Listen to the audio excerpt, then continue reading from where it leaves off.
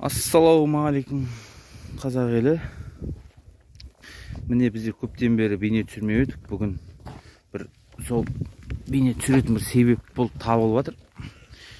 Бүгін мынау 2021 жылдың 9 наурыз күні. Наурыздың 9-ы, яғни бүгін бізде қой туды. Міне бұл 2021 жылдың алғашқы төлі. Тура 5 ай дегенде төлдеді бұл қой. Тұсақ қой негізі қой оғанда. Көріп тұстар ол түрмені кішкентай. Ей, қошақи, не болды? Қошақи. Бұл таңертең төлдеген екен. Таңертең шыққанда сағат шамамен 7-лерде, сол шамаларда төлдеген.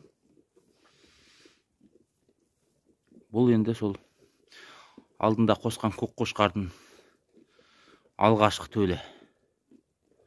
Көк қошқардан түскен төлдердің бірі.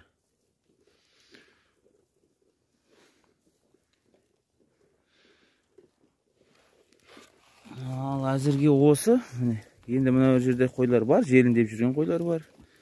Қалғандар желіндемегендер бар, әлі жайлары бар. Бір-екі қойдың желіні кәдімгідей көрініп тұр енді.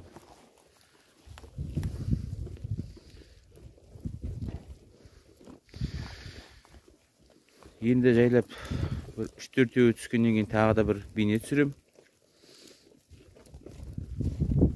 Әзірге сау болыңыздар.